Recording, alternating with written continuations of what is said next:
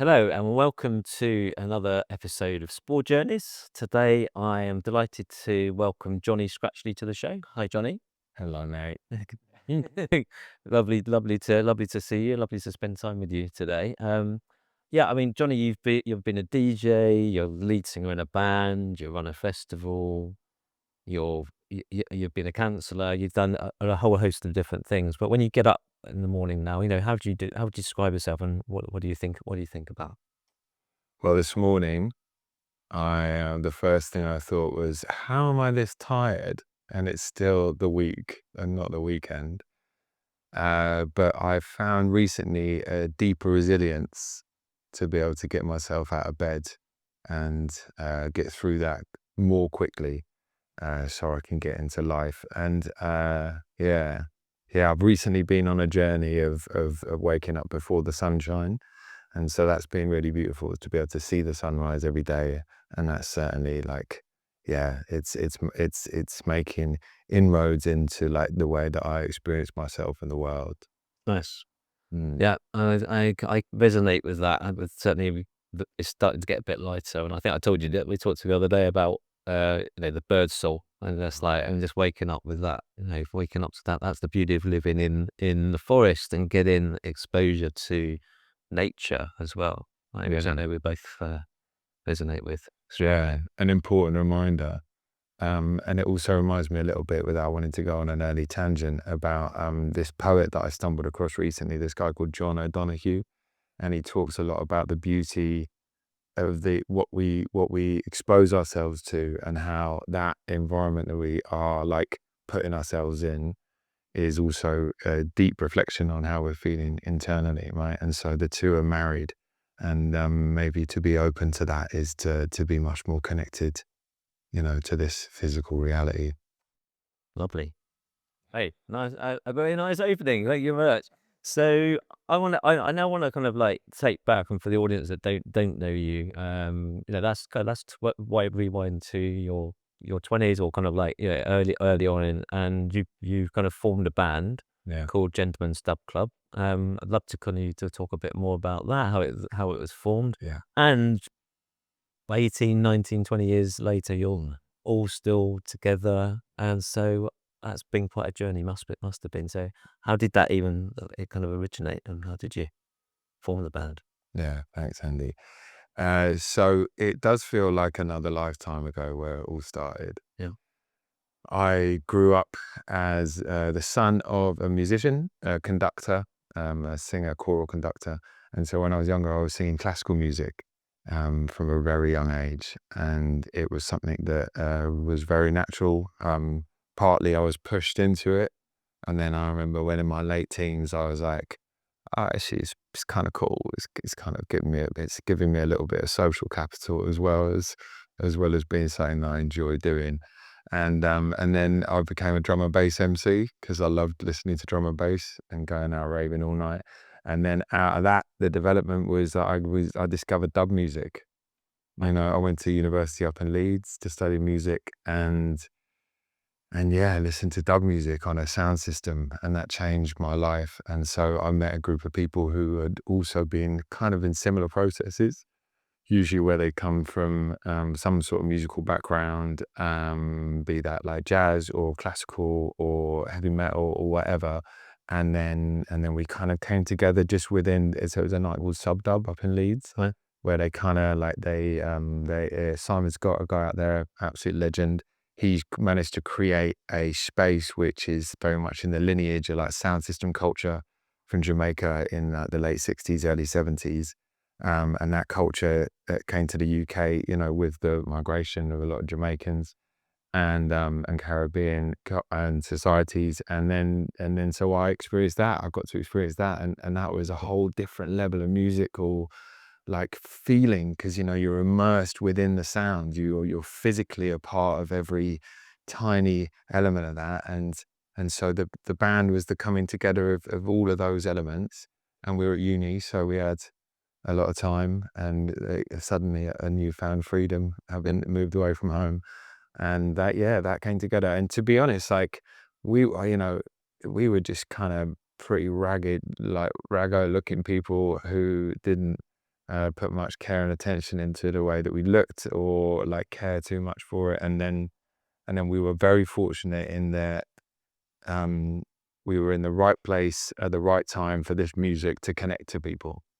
And suddenly, for the first time, I was able to be really like with people my own age. So like singing classical music was cool. I love singing it. It's like a lot of that music's written to be enjoyed, the singing process to be enjoyed. But then to share like dub and the freedom within it, you know. So dub music is an interesting thing because it's a genre dub, but also it's like an approach towards music. It's like we'll take a sound and then we'll create something more of it, whether that's through a delay unit or a reverb unit or using other like tech outboard gear.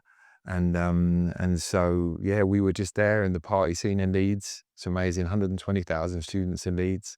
Yeah, yeah. And so yeah, we got to come together. And there was the crucial thing about that was there was one individual who wanted to be the manager, Right. Okay. you know, Okay. and so he loved dub. Are you still the manager? He's not, no, No. he's far outgrown the band. Yeah, Okay. he's still a manager, Right. but he works in a slightly different area of music. Okay.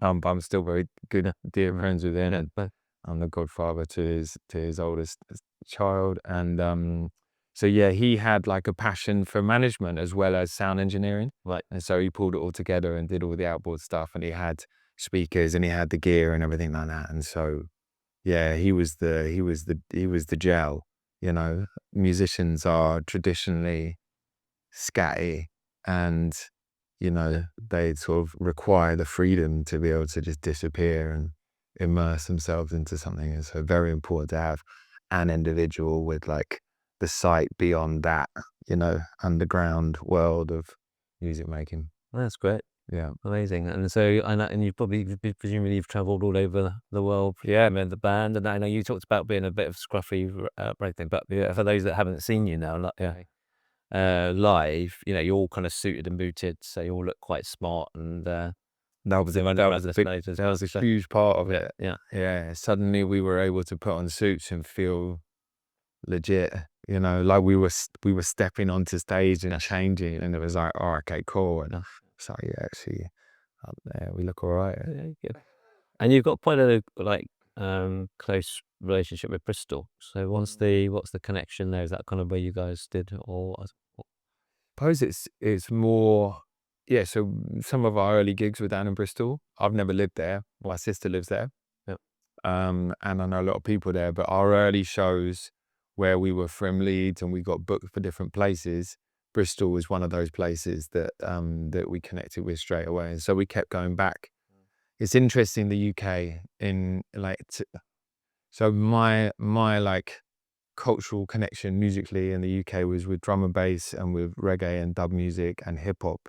And within those styles of music, Leeds had a pretty like big part to play in it over the years, although it was mostly London and Bristol. So and Leeds as well is like a very transient crowd, like culture, social crowd, because the students are there for 3 years and usually they leave. Yeah, some of them hang around. I hung around for a bit longer, but then if you look at some stronger, like Manchester is like this as well, to be honest. Bristol and London and Brighton to an extent is you get more of a like people are there for their whole lives, and so a scene is able to be nurtured and it can grow and it doesn't have to reimagine itself every 3-year cycle. So Bristol is one of those places. okay, cool. I want to talk a little bit about performing. We've talked a bit before about, sometimes you feeling more comfortable being on stage than kind of, living day to day. So I think it's kind of, I hear that a lot from musicians and performers and artists and everything else. Can you just talk a bit more about that? What is that dynamic that goes on when you're there? Do you just feel safe there? It's a safe space for you, and there's no one that can, and then what happens when you come off the stage? Yeah. Be interested just to dig into that a bit. Yeah, thank you. That's a lovely question. I my experience of that question, my answer to that question would probably have changed like Okay. every sort of 5 years Yes. of doing it. Um, when I first started performing, I was really scared and intimidated by standing up in front of people. But I got like a music scholarship to go to a school. And so I was kind of like pushed there. I was the son of a musician who wrote like children's operas and things like that. So I like, again, was sort of put up there. But I was really scared, I used to like, I remember times like hyperventilating at the thought of going on stage. I remember always when I was like, oh, I got my solo just after the start of the second half, and I'd be like counting down the songs in the program. And as it got closer, my heart would start pounding more, and I could physically feel the sweat dripping down from my underarms, down the sides of my body. And so I felt really scared to begin with. And then there came a time, probably more so with the band. Like that was like my education, my learning for about sort of 10 years of doing it, where I would feel quite uneasy or like intimidated, or maybe there was some kind of imposter syndrome there. And then when the band started, it was just so free.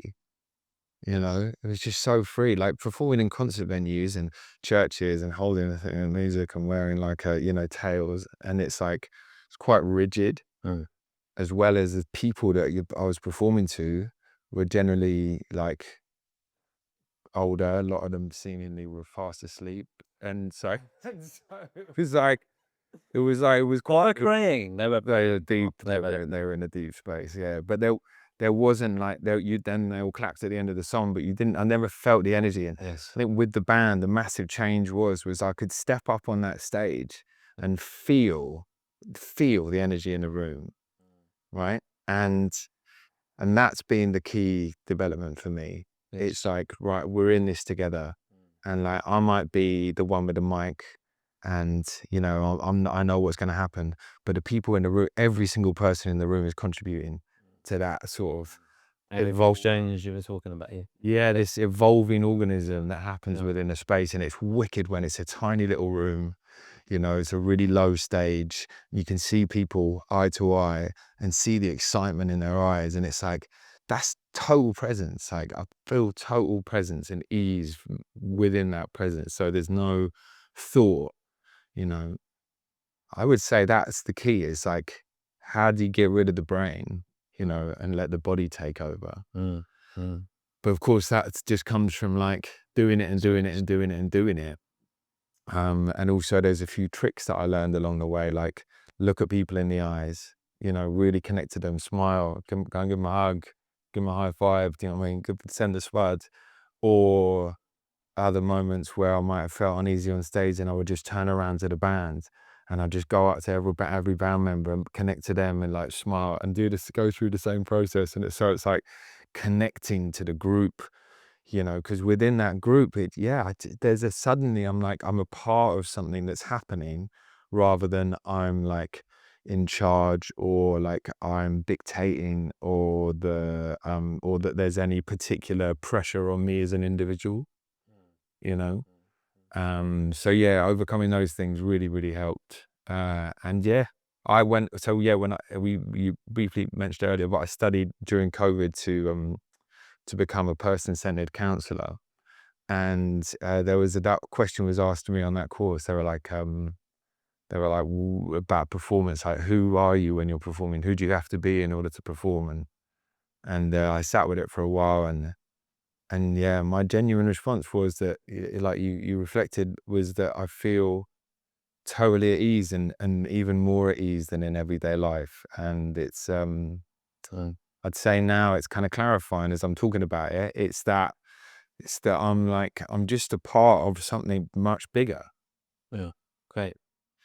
There's a couple of reflections or things that I'd quite like to kind of dig into there. One is, um, as you said, you went through that thing, and sometimes you felt a bit imposter syndrome. And I think I love again the story about when you are actually the question's more around stepping out of your comfort zone. Right? I think a lot of our listeners are kind of in that thing. They're in that position where they're thinking, I want to do something different. So kind of what is that drive that kind of Yeah. that kind of pushes you, because it pushes you. You've done a lot of, as we've talked about different lives, and we're going to come on to those. But what is that thing that the motivation that kind of wants you to say, right, I'm going to keep going here, even if like I'm now massively out of my comfort zone. And I think the story that I just like to have that, which is kind of about support as well, is you I think performing in front of 60 odd thousand people, and you were like, that's when you feel it and you felt it a bit, and you like saw your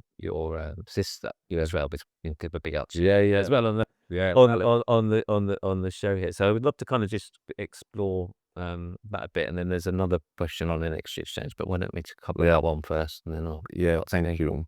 I can't think whether maybe I totally followed what you said. I think I lost train of thought when I thought about that moment when I hugged my sister, because it was so beautiful.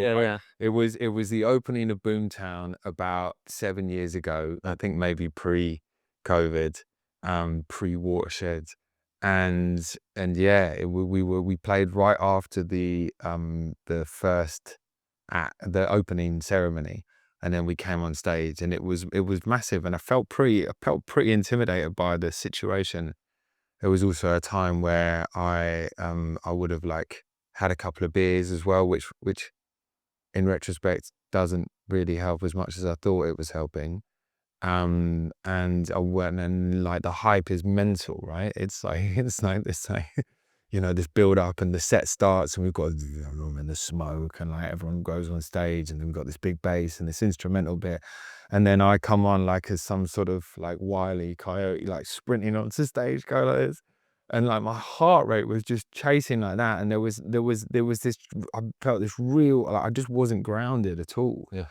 And I was giving the energy, but I wasn't able to connect to myself, because it was like, I always remember my mum saying this actually. She was like, if you're in a state of shock, then it's very easy for your like body to be separate. So like maybe your energetic body is here and your physical body's here, and that it requires a time or some sort of work for those two to come back together in order to sort of be in alignment in some sense. And for me, that time I felt that way. I felt a bit uneasy, a bit ungrounded, and I went down to the crowd, and I went along it, and it was really long. It was probably like 400 meters along the front of the crowd. And I went along all the way along. that connection again. I'm trying to exactly. people to get that ground. That was my tactic I was trying to kick into. And then I saw my sister, and she was in the middle, and I hadn't seen her for like 4 or 5 months, because like I mentioned, she lives in Bristol. And I just burst into tears, and I just looked at her, and she was crying, and it was like the middle of the set. I just hugged her for as long as I could, and it instantly I kind of just lined up again. And that was it. Off again. I do remember now what you were saying. So the perseverance, or like the self-belief that it takes in order to face a challenge or to overcome a challenge. And my natural response to that is that I feel like often there's an emerging like knowing, right? That like, that's what I'm going to be good at, or like, that's what I should be doing. And so that then requires a lot of like self-trust, so it's like, I've seen that, for whatever reason, I've been drawn to it. There's this beautiful concept that I heard I think it was when I was studying psychotherapy. I think that was the part of it. Anyway, there's this concept of like the shiniest thing in the room. So, everyone walks into a room, and like we'll see different elements of that room, and we'll see a different thing in that room will be the shiniest to us. Depending on who we are, like maybe our like organismic selves, something like deeply like true. And it's like, that's really shining. Like, I really like mangoes. Do you know what I mean? I'm going for the mango. Whereas like you might go in and be like, pineapple, yeah, fantastic. And so it's like the belief that the mango is for me, right? And even though it's like, I can't reach the mango, I'd be like, I know that I'm going to get that mango, right? And anywhere we go, the mango.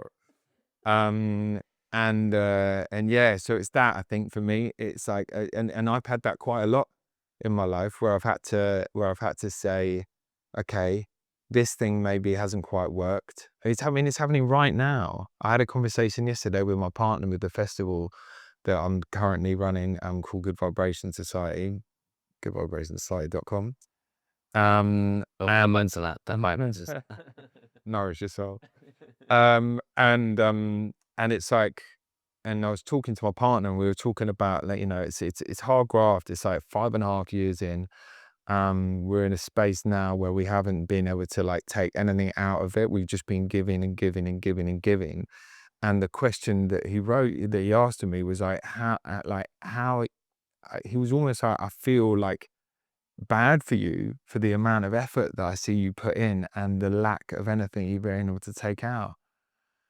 And yeah, I think I just said that, like, if I don't believe in that, if I don't believe in that truth, that or whatever, that I see it as a truth, if I don't believe in that, then I'm lost, right? And it's like, I'm literally lost. It's like, how am I getting out of bed in the morning?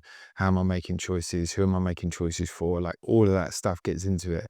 And so that, like, belief, just being like, okay, I like, even if it doesn't work, that belief is what drives me to it, and maybe the consequence of that belief is that it's going to work, but maybe it's that I've still been able to remain true to myself in the journey.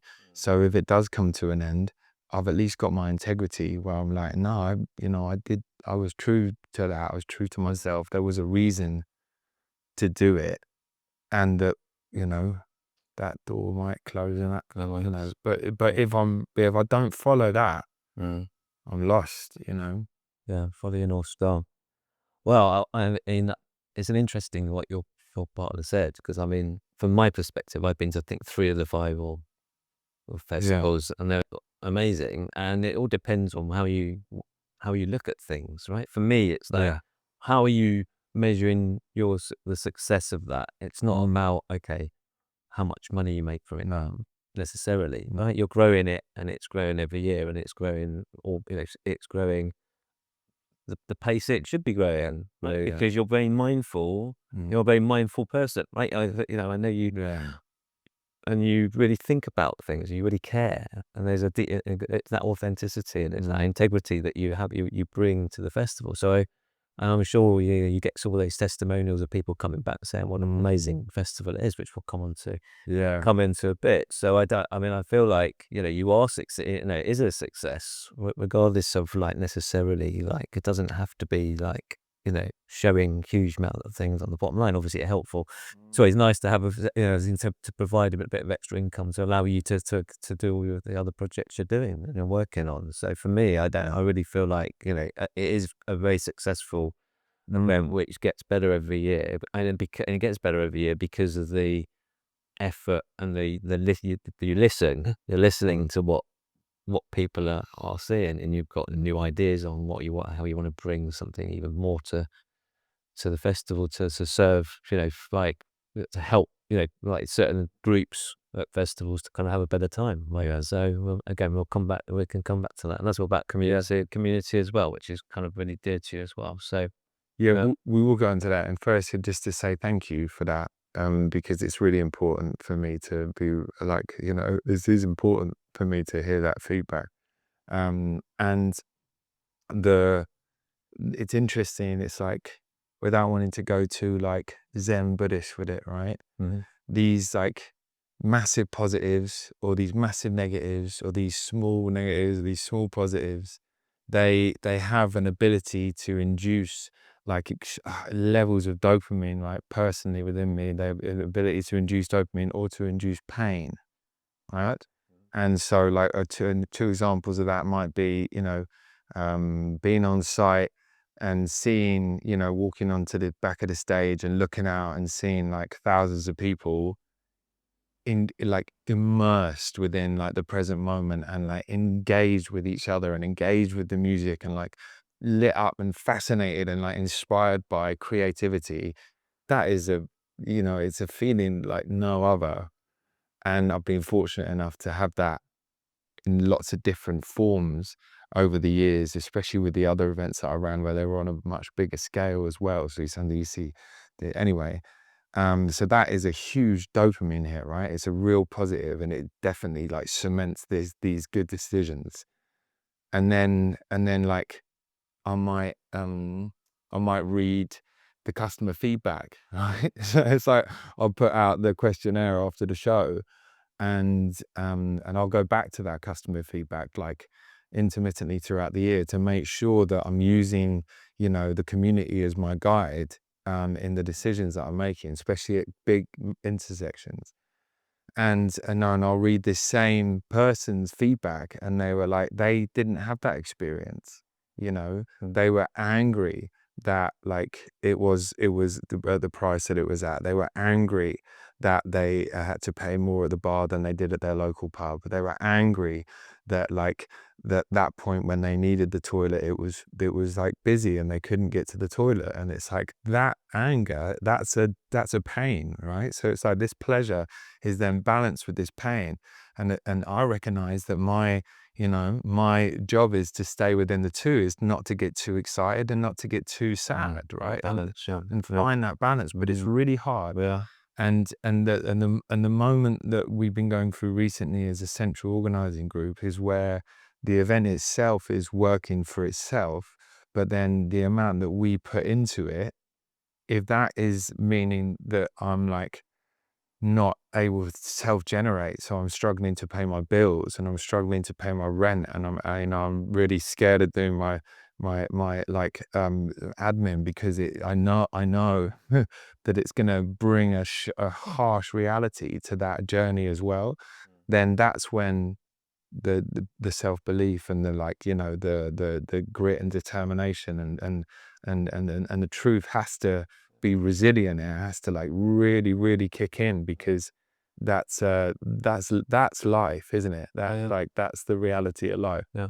No. Well, it's having vision. There's your vision, you've got your values, and you're constantly coming back to that sometimes when there's problems and it's challenging. Yeah. Yeah. Yeah, Cool. thank you. Okay, the way with this, there's a lot there. So, but I still want to go back and just finish it off. Yeah, not even finish off because it's not finished. Because that Gentleman's Dog Club's going to go on forever, I guess. Thank you. Yeah. But I wanted to actually, we've just gone into these topics, and we talked about the energy exchange earlier, and there's something that again we talk about and we think about a lot at Sports Society, and that's about kind of surrounding yourself with good energy and with people that are supportive and want you to be there. But I know that there'll be times when you've got the energy of a crowd, and that might not always be wonderful, beautiful energy that's coming to you. So then there's this, I think, cleansing Yeah. that one Yeah. needs to kind of do, and it lends itself, I think, well to the fact that we people conversations like this is energy. When we're using energy to do this, and if we spend too much energy with people that are kind of not supportive of what we're doing, then that is a real drain on your on your energy. But I think for you, it's just just want to kind of have a look and It's very interesting. Yeah. So there's a consequence of being like quite a loud person. no. I'm quite loud in my decisions. I recognize that I enjoy being part of a group, and I enjoy like sharing, and my personality often is quite like, you know, big. And so I experience like people like gravitating to that, but also people wanting to challenge that. And so that's quite a thing to navigate in terms of other people's like energetic and the exchange. On stage, yeah. We're really lucky in that, like, band that I'm working with, the musicians are so good. Like, they are so tight. And, like, I can really, like, if ever I'm struggling here, I can really, like, lie back into that, you know, that, like, the strength of that music, and that it's infectious, and it will connect to people because it's got this, you know, 140 tempo, this warmth, this joy, this kind of celebration within the songs that we write and those things. So those are real deep elements that are able to like connect to people quite easily. and also sometimes presents like an aspect that hasn't been present. Like, so we would maybe often play alongside electronic music, like, you know, really like deep, heavy dubstep or like intense drum and bass or something like that. And then we bring in this love and this warmth. And so it's often, much more often than not, we are able to like celebrate with a group of people. But I did have this experience where a guy that I was working with, who was like an energy healer, he came to one of my shows at the Shepherd's Bush Empire, and we just played, and he came to speak to me after the show, and he took me to one side and he was like, "Can we just take a minute to just calm down?" And so we just breathed together for sort of 5 minutes and a bit of like gentle meditation. And then he just said to me, "Would you like me to share how I experienced the show?" And I'd known him as a person and not a performer. Not that they are different, but like obviously I'm quite different when I'm just one on one. And so he said he really like enjoyed the um the the show and the way that this energy exchange was happening in the room. And he would say, "But Johnny, you're like this middle bit. You're this kind of conduit between the music and the audience." And he was like, "So it means that you're like taking on all of this stuff at the same time, and there's positive and there's negative, as you allude to, and there's also anger and there's sadness and there's, you know, all of these deep emotions, very real emotions. And of course, like within, I think the Shepherd's Bush Empire is like, I don't know, maybe 3,000 people, something like that. And so 3,000 individuals in a room, we imagine the vastness of each one of them individually, and then as a group. And that there will be like negative vibes coming my way. And I'd never thought about it until that moment. And he just said, "Look, you just got to make sure that you're clearing yourself after the show, because otherwise you're holding on to it, you're holding on to it, you're holding on to it." And also since I've learned that, I've realized that there's a choice to be made. I have a choice to make at that point. Do I suppress those very real energies, or do I like feel them and allow them to dissipate and release them? And the suppression version of that is, you know, have a shot of tequila and drink a couple more beers and smoke a cigarette and go and have a bit of a joint, or do I go and take myself away and just like sit with that and feel it and let it go? And I'm sure you can predict the answer to that, which is better for my soul and like my longevity and like my hair color. And so like, yeah, it's much better to take myself away and just breathe a bit. And then if I choose to then, you know, consume, Yeah. then that's fine. That is coming from a place of clarity rather than suppression. Nice. And yeah, I've often felt how weird it is since I've started doing that, where I might like come off stage and be in front of thousands of people and just have this like elated, like wild, otherworldly experience. And then 2 minutes afterwards, I'm in a dingy portaloo at a festival, you know, and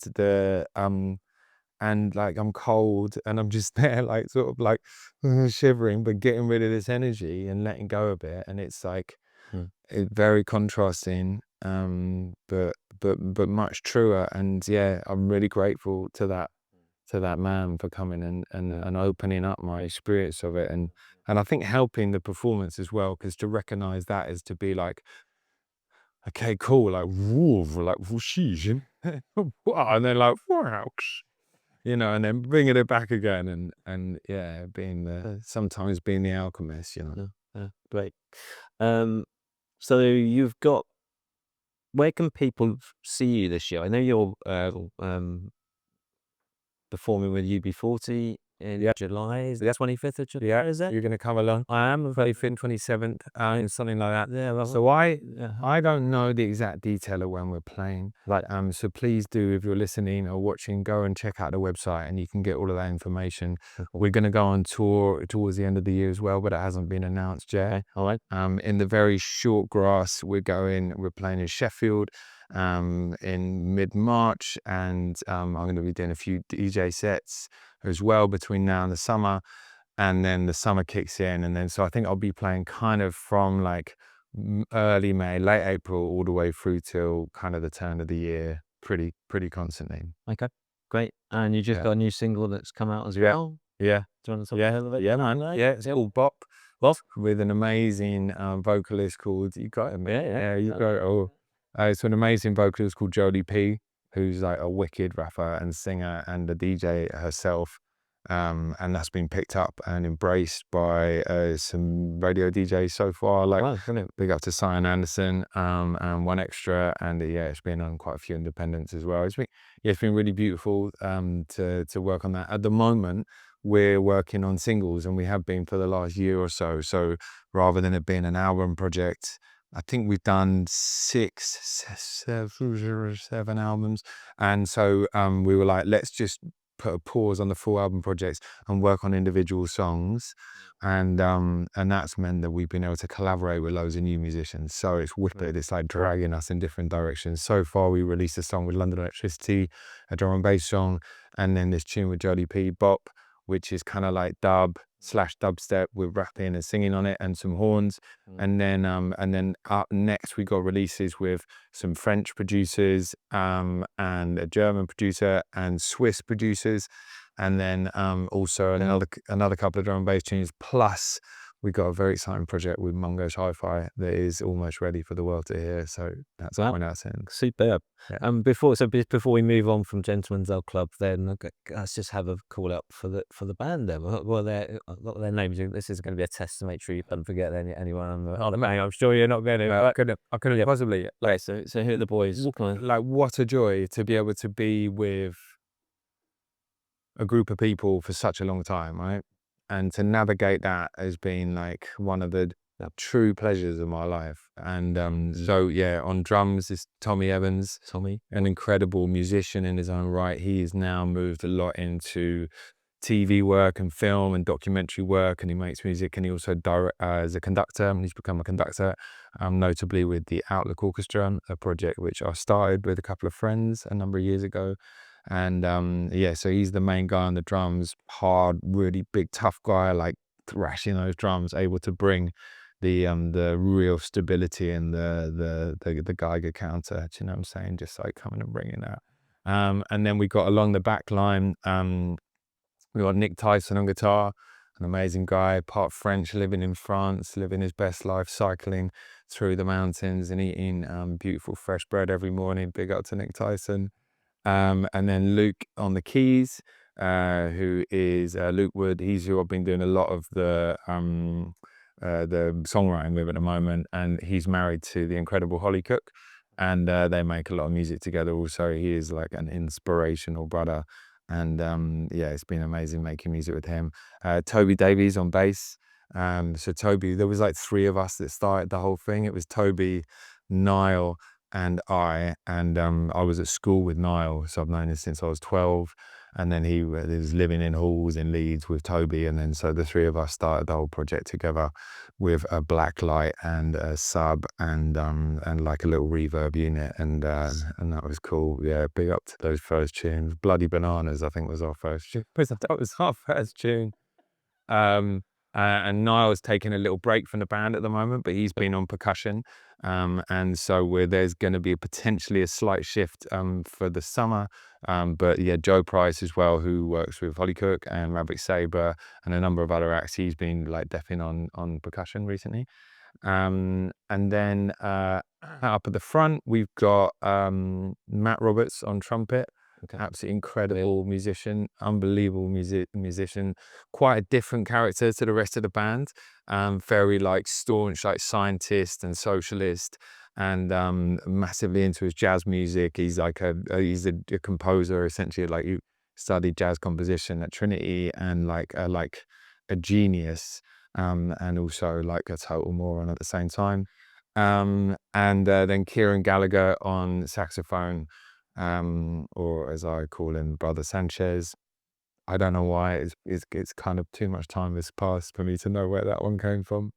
Yeah, and then me at the front. So I'll make sure I haven't forgotten anyone there. So like, yeah, So exactly. That's Tommy, Brick, Tubbs, Luke, Niall, Joe, Yeah, and Matty and Kieran, and then of course Dougie, our sound engineer, Yeah. who does the sound, and he does the delays and the reverbs out front. And Dougie, as well as being a sound engineer, he's also our tool manager. He wears a lot of different hats, and often he's driving the van. I don't think he's that up for the driving part, but he loves the sound creation and manipulation. And then and he's also one of the two others that I started the festival with. Okay. And so he runs a PA hire company, Doug Hunt Sound and Light as well.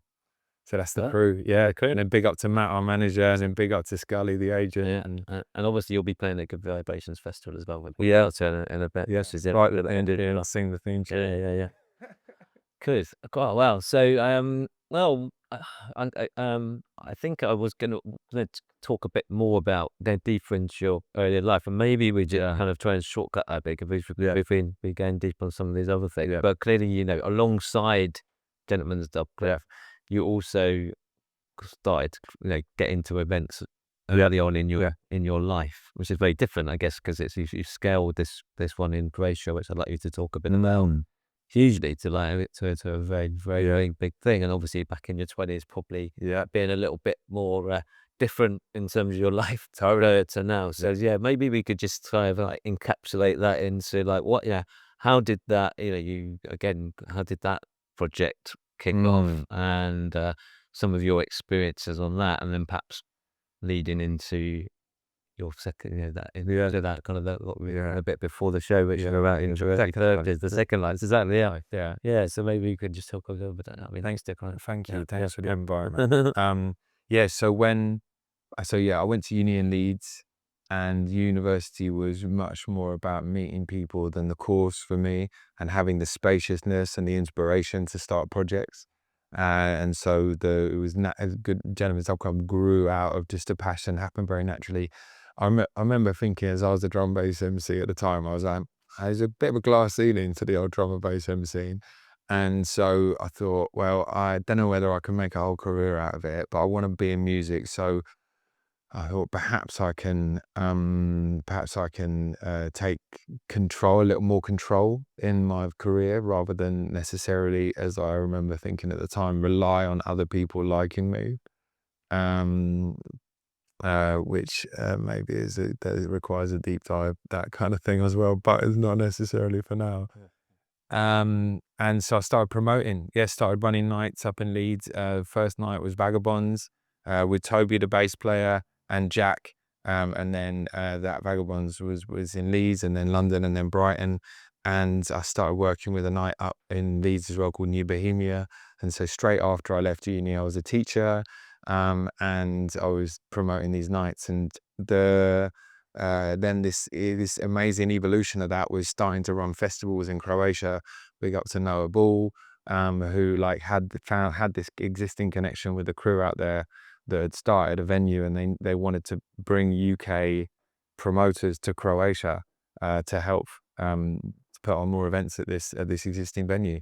And so in 2008, we launched Outlook Festival, which was a small thing to begin with. It was like 800 people or so from mostly Leeds and Manchester and London, Bristol and Brighton. And then over the course of the next 12 years, that grew. At our high point, I think we were at about 16,000 tickets just for that one, and it ran from Wednesday through till Sunday. It was the evolution of it led to us being in a fortress, like an abandoned fortress called Fort Punta Cristo in Pula, which was incredible. It was an old Austro-Hungarian fortress that was used obviously for fighting and war. And we were able to go in there and bring this kind of sometimes pretty edgy electronic music into that space, but also bring a lot of love. And that was the massive part of it for me, was that this place, there'd been a lot of killing and death and anger and violence, and then we could bring this almost like bit of healing to the venue. Like a cathartic release, like a cathartic release. And it was a togetherness with Outlook Festival that I've never ever I'd never experienced up until then. This kind of kinship and this warmth and excitement from so many people, and the highlights there were so far reaches, like amazing to be with so many beautiful, beautiful souls, and like the people that ran that festival, the connection that we have together is like nothing else for me, because we overcame so many challenges. We're a group of English promoters putting on an annual event in Croatia. Croatia is now part of the EU, but when we first started, it wasn't part of the EU. They used different currency. The tax systems were also challenging. We just had to try and get people to come out and fly out, and it was buy a ticket and then live in accommodation. But it was just all of these things, these challenges. Like when we overcame them, what we were left with was this like, wow, this real passion from everyone. Like the musicians had overcome challenges to get there. They'd flown in from all over the world. There was a global community because what we were doing was quite niche, but around the world it was quite big. So we were like the sort of the epicenter of what was in its beginnings dubstep, and like bass music was what it kind of evolved into, which that celebrated this musical lineage again from like the Jamaican sound system culture, and so from Jamaica, and then the way that music spread up to New York with Cool Herc, and kind of was the beginnings of turntablism and hip hop, and sort of like obviously merged with funk and disco and things, and then hip hop came out of that, and then the way that it came over to Europe and merged with these like synth dance musics, heavy like early synth sounds, like quite metallic, but then the Jamaican culture brought in this soul to it, and that was when European dance music, electronic music, and especially jungle was born. And so we celebrated that moment as well, and then we celebrated when it came to the UK, and it was the early beginnings of grime and two-step, and drum and bass, the development of drum and bass, and then into dubstep, and then the way that all of those things merged together with this thing, bass music, which was then beautiful. That kicked in around 2013, 14. So yeah, from 2008 to 2019, I was running Outlook with 4 other people, and it was epic. Yeah. It was absolutely incredible. We got to put on the launch party, I think, for 6 of those years. I think 6 or 7 of those years we put the launch party on in this 2,000-year-old Roman amphitheater in the middle of Pula, and I was also able to play at those shows as well. So it was it was like 6,000 people there, and we had the headliners. We had Damian Marley one year, we had Lauryn Hill one year. We used to explore deeper things, so we would get like Jurassic 5 and have Ronnie Size represents on there. We did with the Outlook Orchestra. That was the first ever show. That was our 10-year celebration. That's when we started that, and I feel quite emotional talking about it, mate. You seem very passionate about it. Yeah, Sure, man. it was so close to me. I was so close to it. Yeah. That I believed so much in it. I could walk around Yeah. that site, with X amount of thousands of people. And it was wicked. We had like 14 stages, and so we're going around all of these stages, walking around and loving every single one of them, like being charged up energetically by every single sound and DJ and live act that happened across the weekend. It was I wish I'd gone that. I yeah, didn't know about it, it unfortunately. was really special. It was a really special moment, Yeah. and it ended. Also, it gave birth to NVS, which was the holding company that we developed. And then out of that was born Dimensions Festival, which was much more like diverse underground electronic music. It embraced more techno and house, and that was born out of it. And it was always we used to call it like Outlook's fit little sister. So it was like wicked. It was great. Very different crowd, but also was in the Fortress, and also had the amphitheater as the launch party, and the different people like Kraftwerk and Massive Attack and Grace Jones, and those also very diverse but very different to the Outlook vibe. And that was born out of it. And then we did lots of other events in the UK off the back of it, and globally a lot of events and concerts, and yeah, that company and that time. So when I was basically like 21, 22, all the way through to my like early 30s, and at that time was just amazing, man. I was like, the band was really kicking off. We were traveling around the world, playing shows. I've been to some beautiful places with the band, and then the festival was doing well. So it was like it was pretty like, it was pretty raucous and pretty hedonistic as well at the same time. And it was fine. I was fine with that because I was like young and like, energized by these like intense, beautiful experiences I was having. And then that chapter quite like abruptly ended when COVID kicked in. Yeah. Basically. Yeah. Yeah. Which is so yeah. So I mean, at that point, as you're saying, you're probably thinking, right, life's good. Yeah. But was it always good though? Because I mean, we talked a little bit about, before we get into that, the COVID years. I know that you also kind of talk a bit about, kind of recognizing that, as we all do, I think, you kind of hammer it in through the 20s, and Yeah. Yeah. sometimes you've had people having it through their 30s as well. But you have these, and then eventually it's like, if I keep doing this, I'm gonna just end up, collapsing or doing too much, going too far, and then and the wheels fall off. And so there was a moment again where you kind of recognize perhaps that and allowed yourself to move into some different areas, or different practices. Yeah. But was it the same time as COVID, or was that slightly before? Just before COVID. Yeah, it's 11. Yes, Yeah. we can just Yeah, there was the last festival outlet there. I remember walking around and being like, I'm not so into all the music anymore. I felt like less connected to the music. And it was at a time, it was also about my personal relationships, the journey that I've been on with partners, and I'd had long-term relationships, and I'd gone through periods of not being in any long relationships at all. And yeah, my state at all coming up towards the end of my 20s was one of like, yeah, maybe a bit of like exhaustion kicked in, and I stopped feeling the same pleasure, stopped gaining the same pleasure out of the things I've been doing. And I remember a big thing was satisfaction. It was like I'm not able to feel truly satisfied.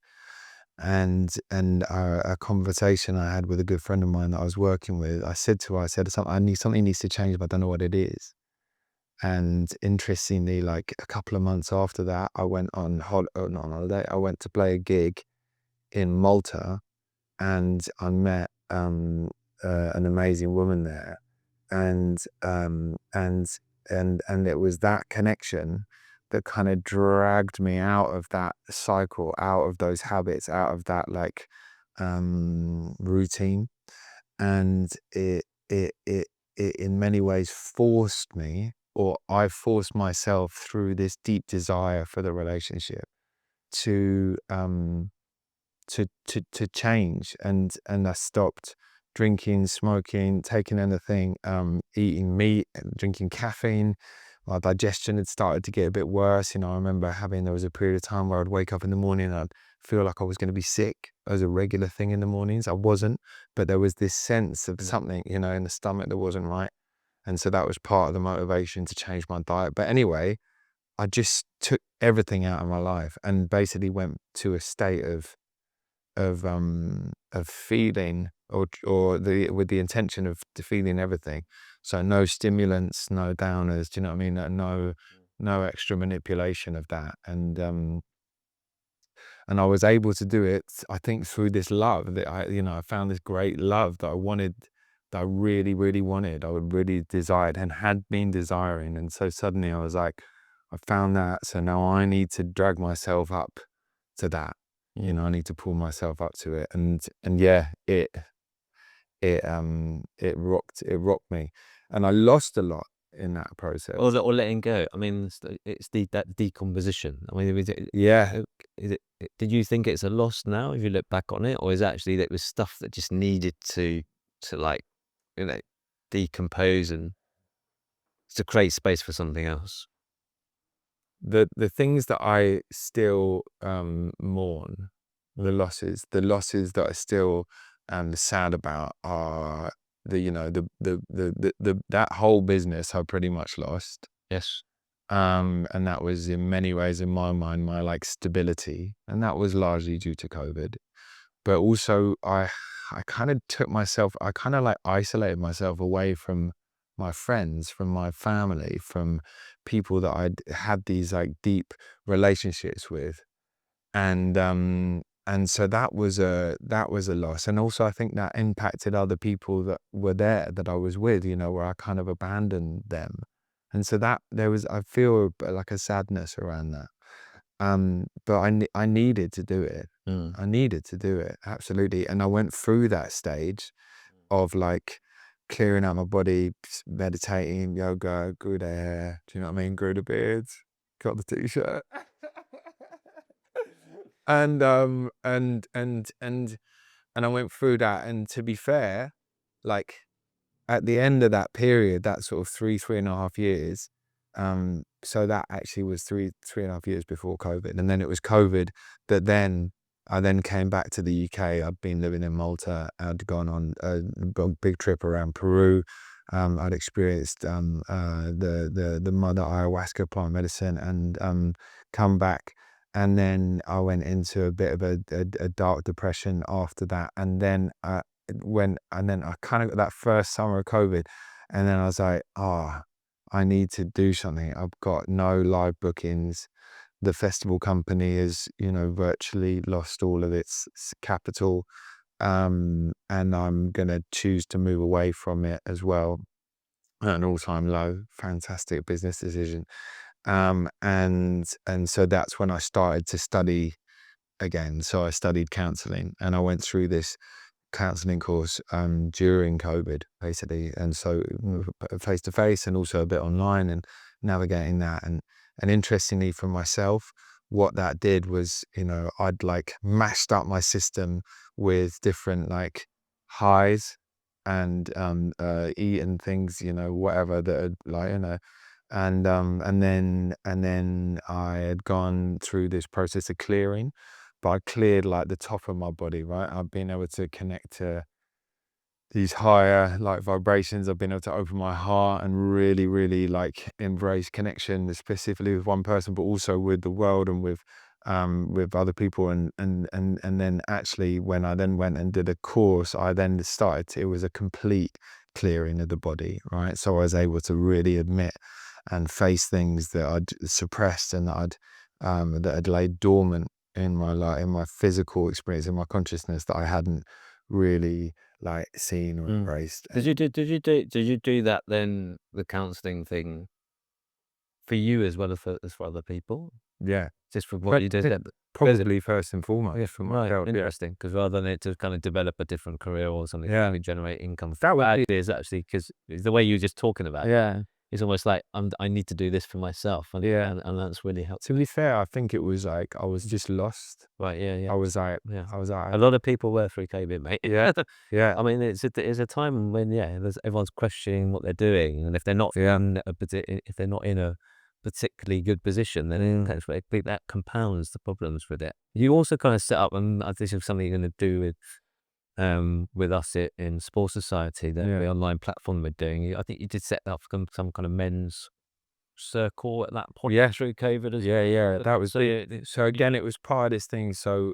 without like trudging through the reasoning behind it, I realized that I was really struggling with my masculinity, with my sense of masculinity. I grew up in a household with four very strong women, and mum. My dad kind of got off when I was really young, and so I didn't have any particularly reliable male role models at that time. And also within a household that was kind of hating on men, to be honest. So like, right. men were sort of like the enemy in many ways, and I was becoming a man, and so I kind of suppressed that stuff and struggled to connect in many ways to my masculinity. And as a result of that, other men, you know, like I had beautiful friendships throughout my life, but often that was with slightly like with very particular men who were able to be very heart-centered and like, you know, able to cut through that. And that fear I needed to face. And so yeah, I did this year-long course.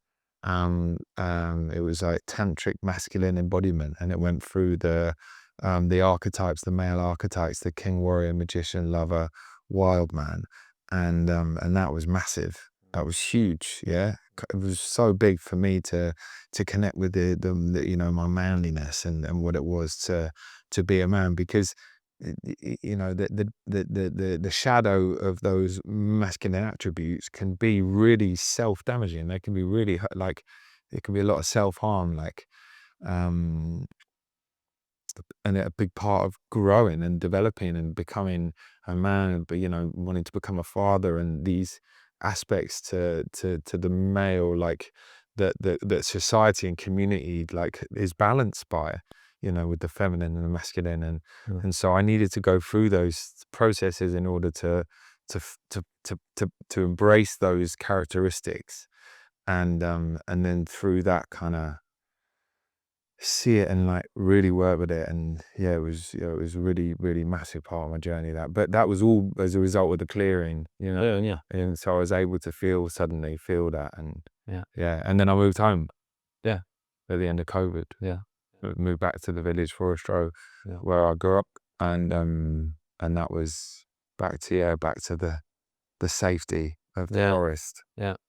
It's amazing, as we get older, and as you do have different periods of your life when things are going really great and everything's moving in the right direction, and then you get curveballs. Yeah. Life throws you a curveball or two or three or four, and it's Yeah. about then it's like, well, what can I take from that? And it feels like, like as we're talking, some of these things that you're filling in some gaps I didn't know Yeah. about you anyway. But there's always there's something that happens. You take stock of it. You like think, well, okay, right. But then there's a you're mindful. Like you're really thinking about, well, what do I do next, and kind of, and then you commit to it. And that's what I think I love about you.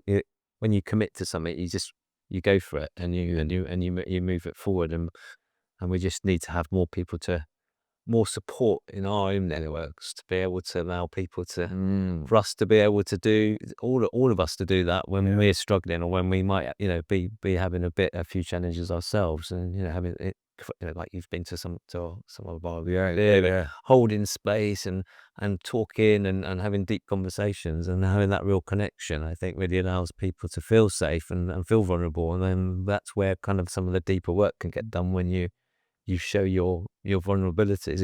And so that's kind of I agree. opening up on that.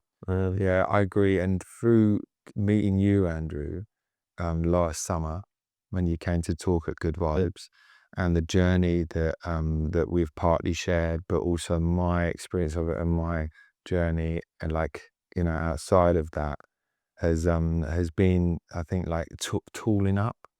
Twirl up. Tooling up, do you know what I mean? Yeah. Like, I now am in a space where I'm able to navigate my emotions.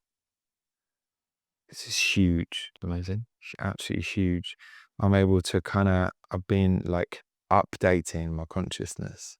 So realizing the elements of my life which I've been a slave to, that have been acting underneath the surface, that I've not made any conscious decisions to be driven by, but they've been driving my decisions, around relationships, and around, my experience of money, my experience of of myself and friendships, and navigating challenges within that. And like to be able to stop and update those things has given me a kind of like central power and a central clarity to be like, no, this is true. Yeah. Yeah. This is totally true. Yeah. And if it's uneasy, then that's true as well. It's nothing to run from. No, absolutely. Yeah. And understanding that emotions and feelings are different things. Yeah. We feel every day. We feel things all the time.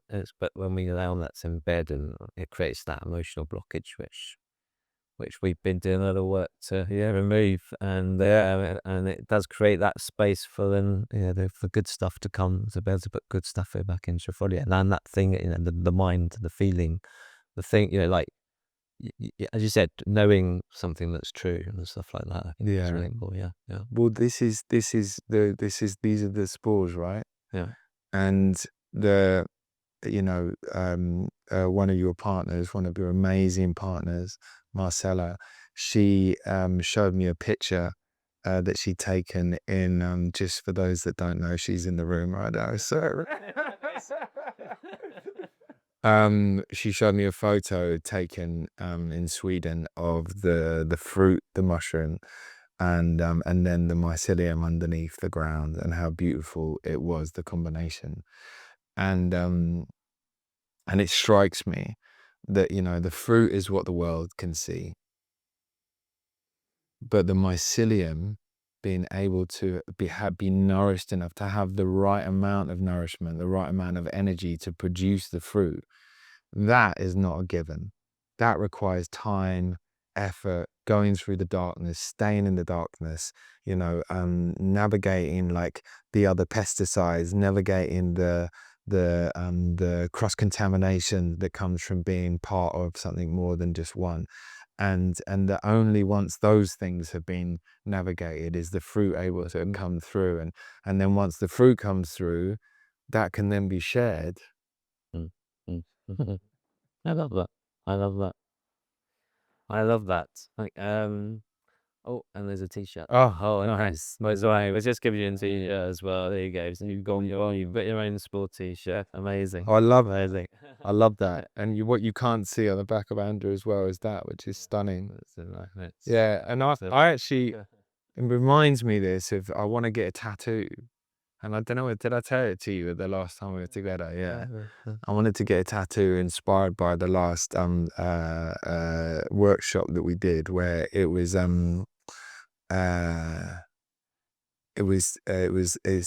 my challenge in life, my personal edge at the moment right now is to be able to think and to feel at the same time.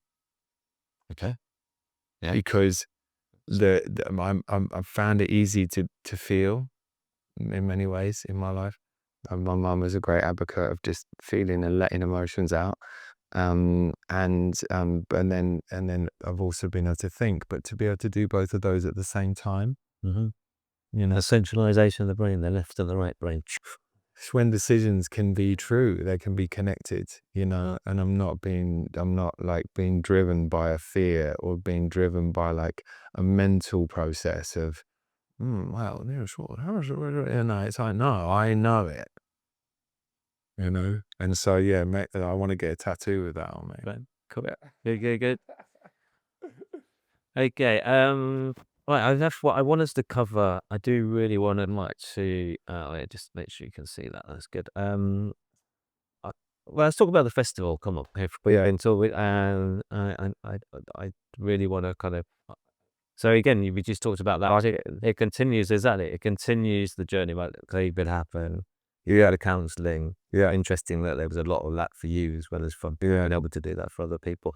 You're deeply invested, I think, in community anyway, and an expression of that, I think, for you was the creation of the festival. Yeah. So could we just talk a little bit again, how that started? And I love the fact I'm going to reference your own podcast, right? Your own Good Vibrations podcast, and I reference when you talk about explaining how the design of the design.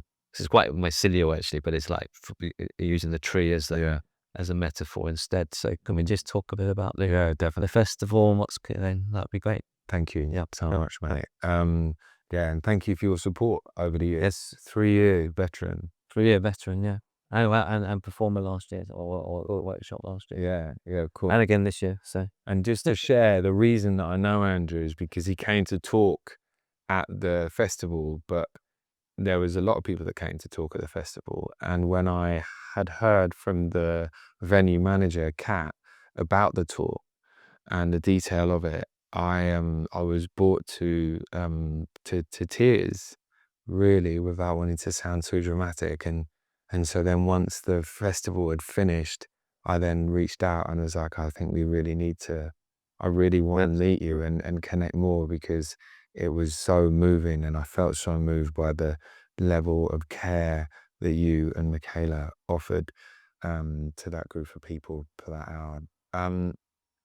So yeah, the event. So when COVID had happened, I had this experience of running festivals and running large scale events for 12, 14 years, and then I moved home, and I was like, well, maybe I need to try and start a new event here in the village, not in the village, but on the forest, connected to the village, Forest Row, and because at that time out of COVID, it was a weird like interpersonal experience to live in that time, right? I've recognized this fear, this genuine fear that I had around connecting to other people, giving people, hugging, like shaking hands, talking, being close, physically close to other people, strangers especially. And it felt deeply like unnatural for me and very different to my experience of growing up in this area where there was always tactile and there was always a lot of love and a lot of like warmth and things that were connected through touch and through communication in that way. And so I felt like it was something that was kind of needed, and actually it was the first good vibrations society was between two lockdowns. So it was like we had like 3-4 months to plan it, launch it, put it on, and then we were all thrust into another lockdown, which It's was 21. Oh yeah, yeah, been 21. Yeah, yeah, yeah. which was really nuts and to experience and very, very challenging. There was this fear of it not happening and the challenges that came with that. And so it required a real determination to just make it happen. And the result of that was that there was instantly an extension. There was 3 of us that started it, Richard, Dougie, and myself. And then my first ports of call were the people that I knew, and so that extension was suddenly that became 10 people, who came in and they were a part of it, event professionals, event manager, the production manager, there's that extension of that, venue managers, 10 people, and then the extension of those 10 people then became 150 people or so. And then out of those 150 people, we managed to get about 700, 650, 700 people down for the first one. And it was, to be honest, I wasn't there. I was there for 1 day out of 3, Oh, right? So, to sing. yeah, no, yeah, to experience it, and the singing part was because it was between the 2 lockdowns, and we hadn't gigged as a band for for like a year and a half. I said again. I was just aware that if I said no to that show, then I was taking food out of my friend's mouth, and like everyone was struggling financially. So it was like we had to go. So we went to Devon, Right. and then we went down there to play another show, and then I got there late on the Saturday night in the first year, and it was there for the Sunday, exhausted. And it was challenging. It was very muddy and very wet as well. It was like, fuck, what is going on? This is mental. But my role as an event organizer, I realized a long time ago, is not to run the event. Yes. It's to have the sort of like confidence to say the event's going to happen, and then to put the right people in place. Yeah. And then to try and bring some inspiration and some like unified creative vision, and then to share that and then be like, crack on, like, are you up for it yet? Cool, here you go. Here's the playground. And you got that with Kirsty for that. Yeah, well, she wasn't in the first year. Oh, right. Yeah, Well, but that was the crucial part. It was Lou Woodward, who I'd worked with before with Outlook, and she was an amazing event manager. And so I had this safe, sense of being like, that person is amazing at their job, and she will be able to ensure that it all happens and it is all organized and it's done properly and people feel looked after, and those things can happen. So that's the most important part of running a large event for me, is to find the right people to run the event, yes. so that I can be there and I can talk to people and I can experience it. And yeah, I can perform. That's one thing that I love to do, but also to connect to people and be there and just sit down and, have an interaction without, I never have a radio anymore. I never, I don't put my number on any of the organizational documents. I'm like, do not contact me unless like something really, really bad has happened. Just sort it out yourself, empower. To try and empower, right? Make a mistake, fine. Let's just chat about it afterwards. It's cool. Don't be worried about it. So why should someone go to the Good Vibrations Yeah. Festival? So, What would you well, say? so the reason I was explaining that as a foundation was because that's what's grown out of it. Right. Again, we're talking about the groundwork, the stuff that has to happen under the ground, then for the things to fruit. So it's just setting those things up And then out of that, there comes this experience of those 600 odd people. They came and they had this experience. And so they then shaped the beginnings of this thing, and it's like, it's in the hands of the community. Like, I called it a society because I wanted it to be like an emerging society that was able to exist by itself. And so out of that, you get people being like, oh, this was great, or this wasn't so great. And that gets developed personally, and then as a group. And then the next year, we get another 35%, 37.2%. I think that's the next year. And then so it naturally grows and grows and grows. And it's now where it is, and what it is, hopefully, is like a big part of people's lives. Like, there's a reason for it to happen every year. It has a place within, like, people's calendars on their walls, and like, there's a desire to be a part of it. And if you choose to be, or if you don't choose to be, equally, that's totally fine. I mean, that's the beauty of a sort of a specific event and a society that exists there, rather than this society we have to live in outside of it, where we're all kind of a part of this big system. This is kind of separate to it, and it can exist like that. And now it's amazing. I get hundreds and hundreds of people every year wanting to come and then be a part of the event, right?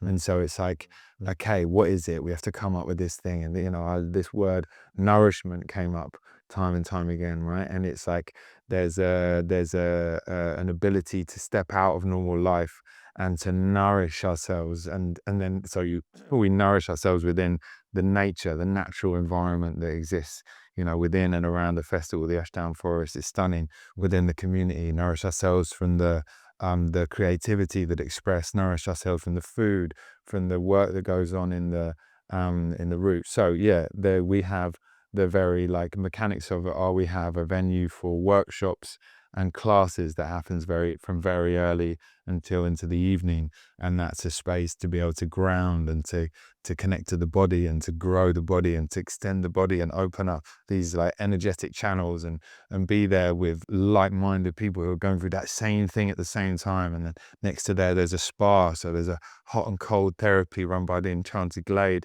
and that can exist there. And then we have a venue called Branches, which is where you spoke. Again, we're going up the trees. There is the root with the root, there's the bit of ground, like, kind of the And then a bit of spice, you got some water in there, and otherwise that's not going to grow. Yeah. And then you come up here, and then you get a branch that goes off, and the branch is a space for learning and, like, shared ideas.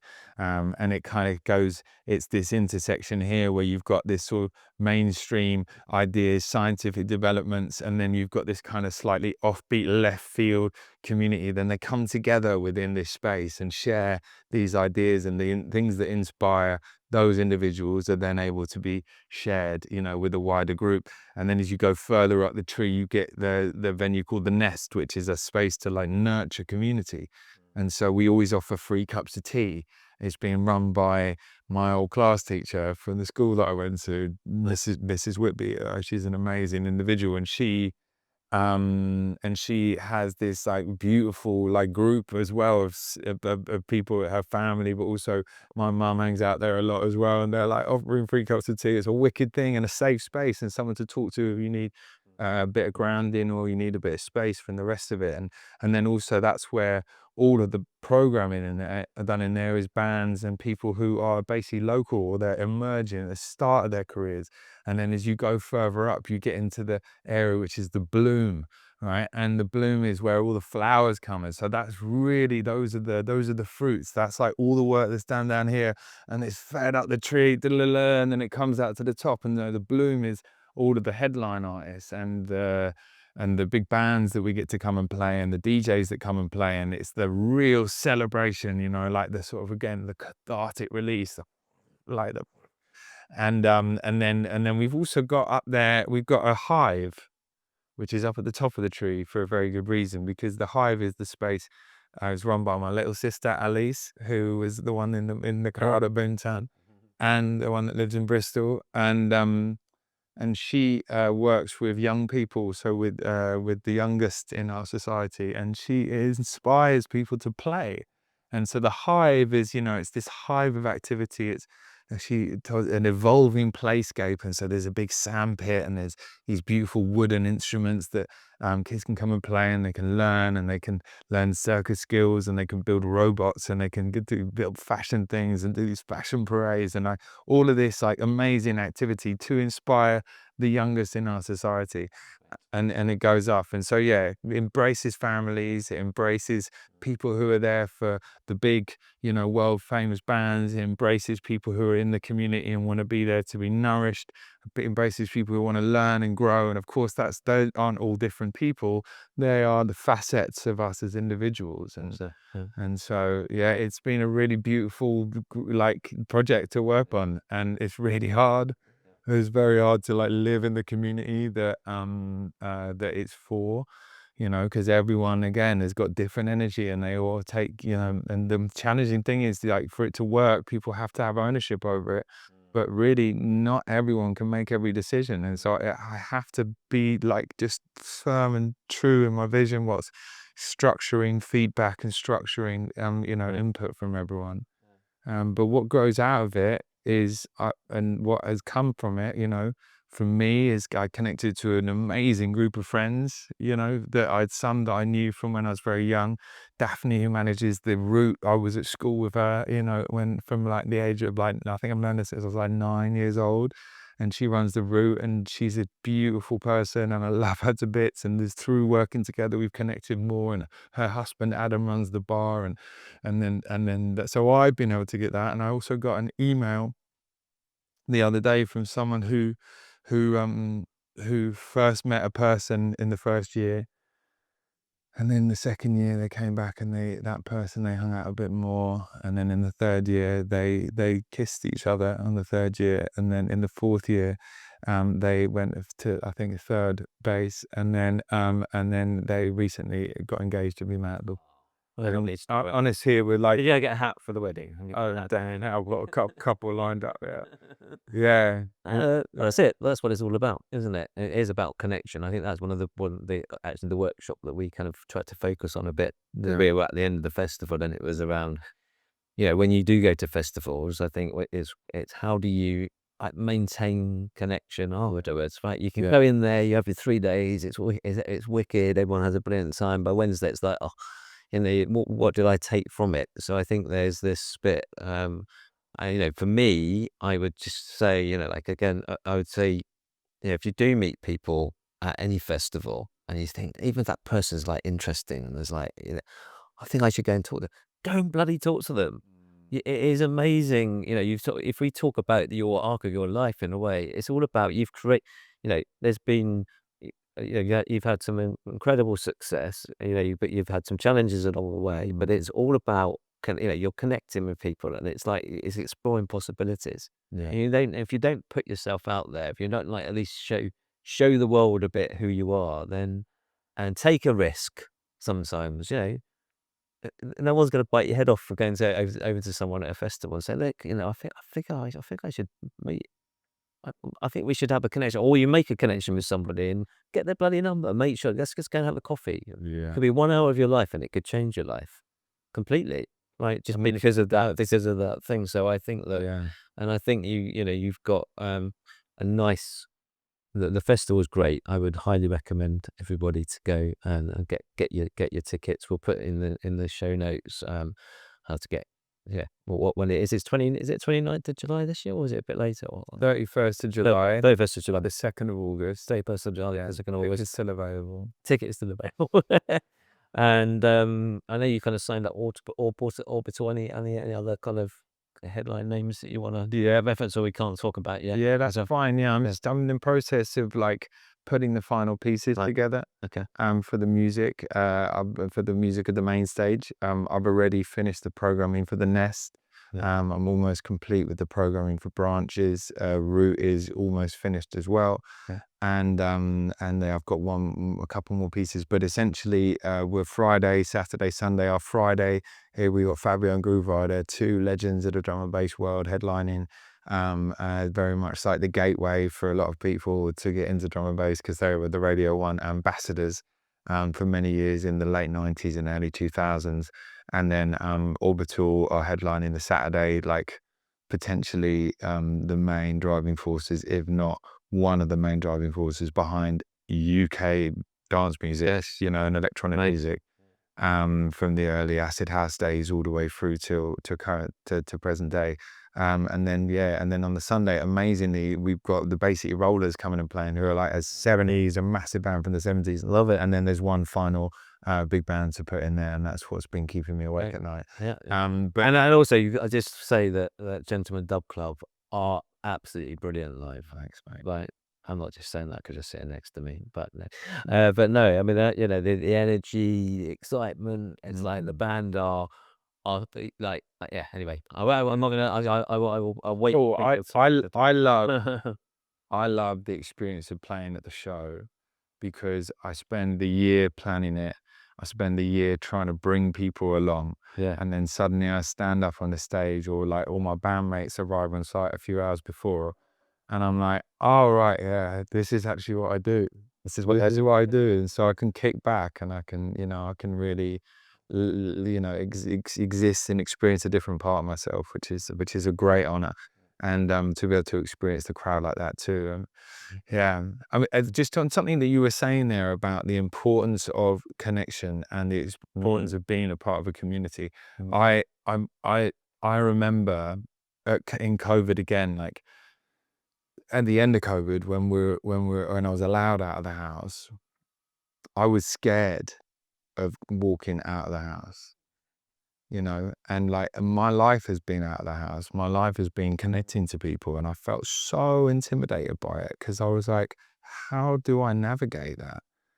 And I put up all of these reasons not to leave the house, and I struggled, and I went through like a real low point. I was fortunate, because I went out and played a tour with the band, and then when I came back, I felt this change in myself. Instantly, I was like, out, down the pub, chatting on, looking at people in the eyes. I was like, wow, there is something deeply psychological there that I like, is an insight for me. But the truth is when I'm able to put myself into community, when I'm able to exist with other people, I flourish. I'm out of my head. I'm in my body. I'm totally present, and I love it. I literally love it. I love this experience with you now, Andrew, as I have the time that we've had together over the last 6-7 months. But the depth of that is like, if I don't have that, if I don't give myself that, if I don't sometimes drag myself out in order to make that happen, that's when I'll spiral down. And so that with the lack of contact, then that comes to less phone calls, then that comes to less answering of the phones, then it comes to this point where I'll find myself being like, I'm like a tiny version of myself. I'm existing in this small like corner of my psyche. Yeah. This like, it's making myself small. And then I'm able to be part of a group. And then when I'm a part of the group, I was like, oh, I've got this sick idea. Do you know what I mean? Like, oh my God, like, there's that and that. And then I'll realize things about myself in that, and learn about other people and listen. I think that's why we connect, and that's why you kind of connected to Mycelium Hub and what some of the stuff we're doing, right? Or what we want to bring to people that might feel like this, because they're not got the network or the connections or the people around them that are going to be there to listen to what they want to do, right? And so for me, it's really important that what we're doing is that we create a space where people do want to kind of come out from here and be more expressive, because everyone's got their superpower, right? A lot of people just don't even know what their superpower is.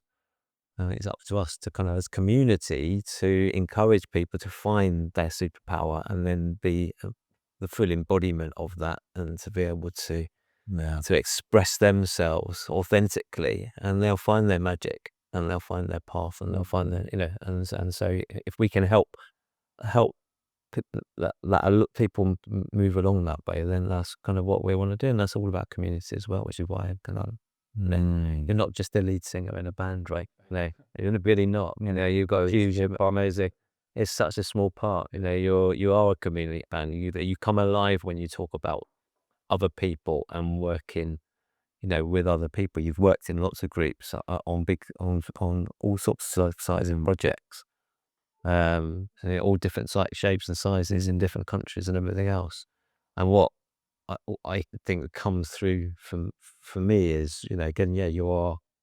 You know, you're a good human being, which goes through our ups and downs. We have our challenges, and sometimes often we try and deal with some of these challenges on our own, and that's not great because you can end up in a in a space which is not, you shouldn't be there.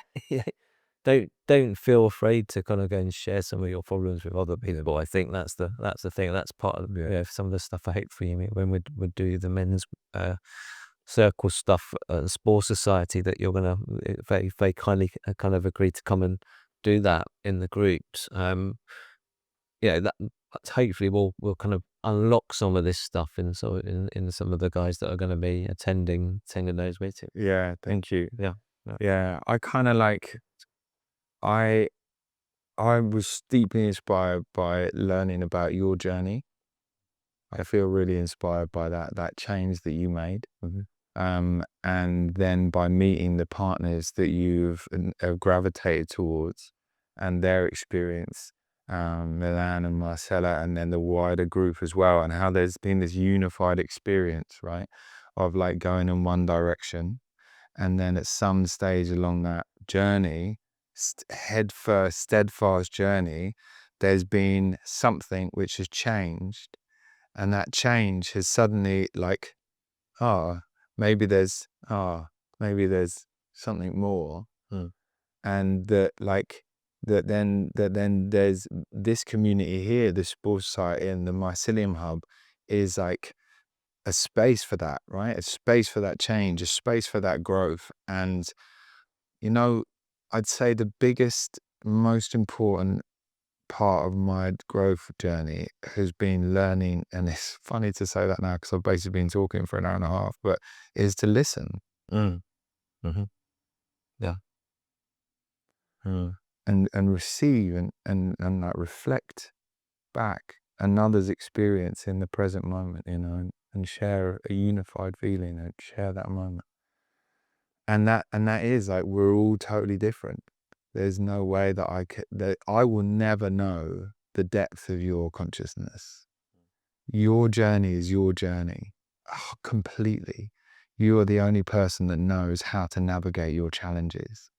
But as another person, I can potentially offer space for that deeper insight. That's, you know, Beautiful. and yeah, so we were talking, so I'm going to join my Mycelium Hub and I'm going to offer a monthly group circle for men specifically. And um, I feel inspired by that because my journey towards becoming a man has come through I've had to face some challenges. And I believe that we as human beings have a balance of masculine and feminine within us. And some are more masculine and some are more feminine. And it's not wholly dependent on gender. It's often divided in that way, but not wholly dependent on it. And that my journey has been that I've been quite a feminine man, and that then I've had to learn to embrace my masculine in order to bring this harmony. And one of the most beautiful parts of connection and communication with other men that I've had is to offer some vulnerability, is to offer some openness, and to be inquisitive, and to care and accept, you know, whatever you're going through, whatever another person is going through. And within that is real beauty, you know. Beautiful, mate. Yes. Beautiful. And on that note, I don't know. I mean, do you, in one of our common friends' language, do you feel complete? Is there anything? Is there anything else? How do well, I mean, we're going to go. Well, I know. I mean, well, okay. Forget that. Maybe. we can have this as a pause, because I'd love to kind of get you back on the Yeah. podcast later in the AM, right? Yeah. Yeah. Yeah. Okay, but maybe we could, close this. So what do you need? Yeah, Zen, what do you need? Yeah, that's really, really lovely. That's a beautiful question to be asked, and a rare question to be asked. My mum, she's probably the only person that has asked that regularly. Yeah, that's what Um, mums do. yeah, Yeah. and God bless her for it. Yeah. Ursula the bear. Um, I struggle with financial management. I struggle with aspects of organization.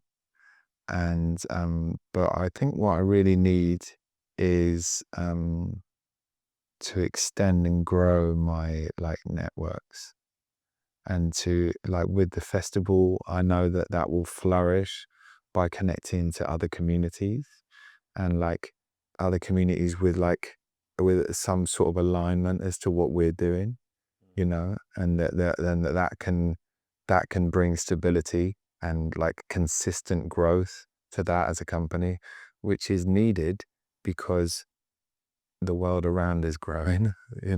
To stay static within that industry is to suddenly to become less because everything else is growing, which is something that I've struggled with in many ways.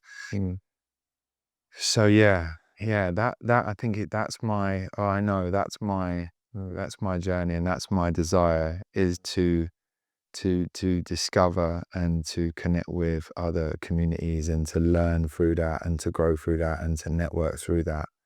Um, yeah, Definitely needed. yeah, Definitely needed, and you're going to become a small society member as well. And so that, again, a lot of some of the things we just talked about there as needs, or things that we'll cover. So the idea is that we kind of share what we know in the community, yeah, and then we grow, and we learn the things we don't know, or learn from other people. And where sometimes we're the student, sometimes we're the teacher, and then we grow together, and some of those things will hopefully get addressed. But for me, I totally resonate about just connecting with that. There's good groups of people all over the world, right? There's good, but um, too often groups focus on the things that they don't have in common, right?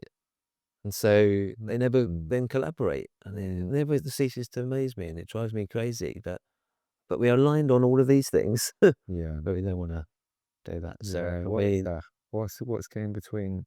I don't know. I just think because people often think, well, we can't work with you because you believe that, right? Okay. But we we agree everything else. Yeah. So I don't understand. But so we need to flip that around and say, but look, we're aligned on that. I love Okay, that. let's just respect that we have difference of agreement on that, I love and that. just move on that. Anyway, Makes me think about the three main monotheistic religions and how 99.9% of their beliefs are the same. yes, but you go. There you go. Exactly. Exactly. Yeah. And now the next hour and a half. Let's talk about it. Right. So Yeah. I'm totally with you on that. So just there was just something that came up for me there. I don't want to long it out, but yeah, that was it. I had a vision the other day, and unfortunately it's quite similar to this idea of manifestation, which I'm not a massive fan of. It feels like a real trope that is often misunderstood. However, I had this vision, and it was that I was like a tree, or like a person. I'm pretty sure that's what one part of what I am. And that I was here, and there was lots of things going past me, and they were missing me, and I was missing them. I was facing this way, they're coming from behind, and they were going to my left and my right. The development to that vision was that if I started vibrating at the right frequency, then the things would actually, rather than missing me, is they'd come to me. And then when they came to me, we would buzz together, and then create something new. And that feels pretty spot on for what we're talking about. And so that's the desire. That's my desire, is to basically be like a version of myself that I want to be to resonate at the right sort of frequency. And then there's a knowledge that as long as I'm doing that in the right way, I'm going to attract the right stuff.